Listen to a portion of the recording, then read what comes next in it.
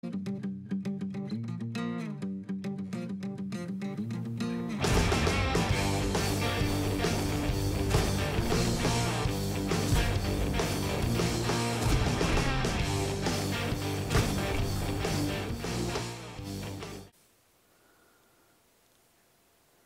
yo, it's Guido. Thanks for tuning in. I've got a Tactics Talk quick hit, although it's going to go a little longer than normal for a quick hit because I've got two examples for you of something that can do two things. Number one, it's a tactically viable option at times.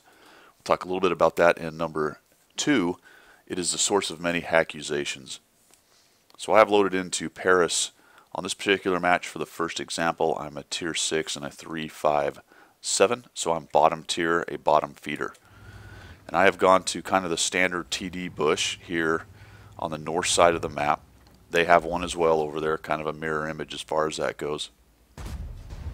And you'll notice that I've just fired into that bush.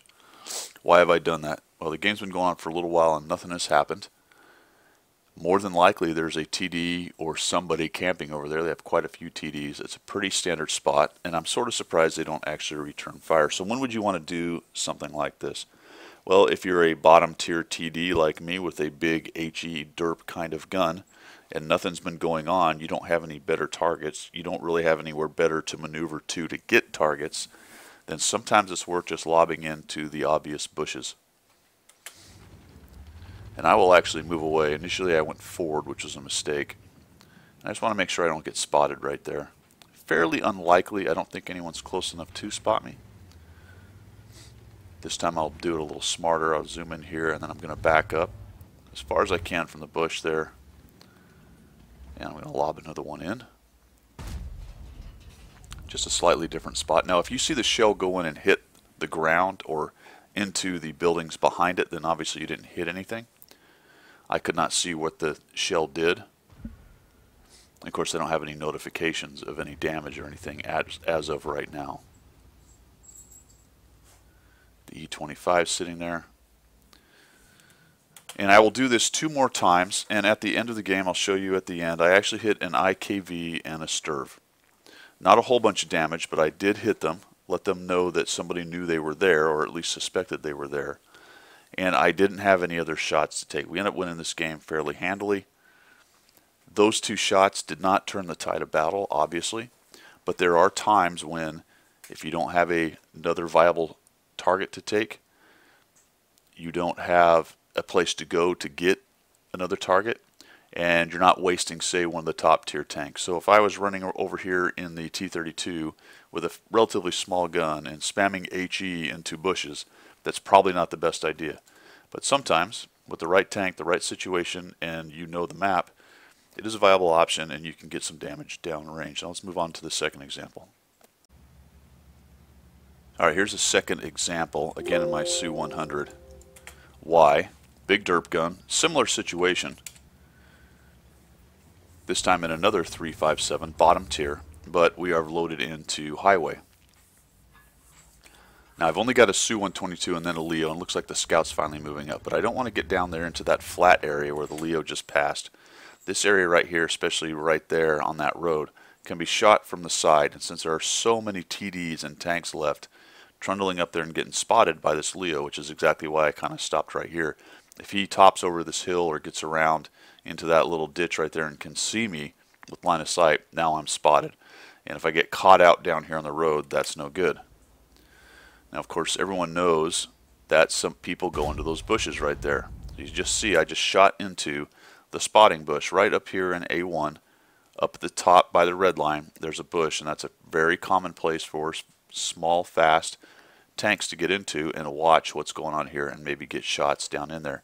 So I actually will just fire into there. I do not have anything better to do right now. The Leo is getting pummeled, and I actually dodged straight down. I expected to get spotted there. I think I was just able to put that silo in front of me. Just able. So we'll move up. Now those guys are taking hits. Hey, guess what? I hit that Cromwell. 70%. He was in there. So let's move up and support. The 37's getting in there, our Leo's getting in there, but they are getting torn up by both the Hellcat, the Cromwell, and the TDs that are supporting them down below. We'll wait for the Hellcat to do his thing. He backs up. Feel relatively safe sitting in that bush, but I am going to back up. And now we've got a Cromwell B. And unfortunately, all of our spotters are gone, and it's just two relatively blind TDs, which are going to get out view range by that Cromwell quite a bit. Don't really have anybody coming up behind. There's a T-25 that seems to be AFK. And now I'm wondering, goodness gracious, where did that Cromwell go? Somebody knocks down the building. I think, well, maybe I'll fire at this building. Maybe he's just right behind this solid building. Maybe I can get rid of this destructible building. So this will take me a second to decide this. 122.44 is not really seeing anything. And I'll go ahead and knock this down, see what I can do. And what does that get me?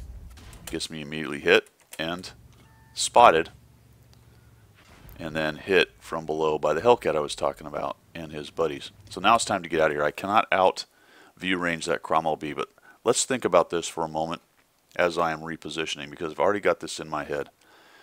My green spotting line did not quite get to the bush. That Cromwell was trolling around those buildings, but I didn't see him. I really expected him to be maybe making a little quick poke to see if he could spot me and see what's going on. That didn't happen. When I fired, I was immediately spotted, so he wasn't behind those buildings. At least part of him was poking out, which I should have seen. Or, guess what? Maybe he's back in that bush.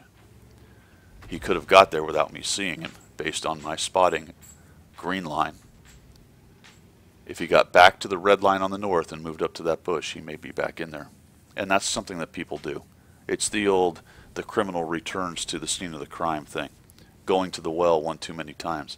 What you'll see here is I don't even need the draw range, right? As long as I can see the bush I'm trying to shoot into from where I am, line of sight wise.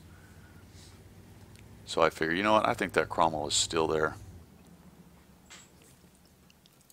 Let's just zoom in and see if he is. Oh, guess what? He was. Yassel went right back to that same bush. Based on the essay I gathered on what I could see, what I couldn't see, and where I figure people go, and where I figure I was probably shot from and spotted from, I'm able to actually blind shot that bush.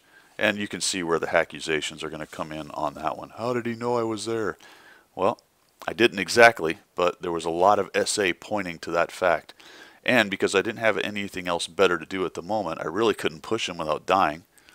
I don't really want to drive back to the city. I don't want to go camp on my cap. Let's just see right now, since nothing else is going on, if old Yassel got back into that bush. And turns out he did. I hope this helped.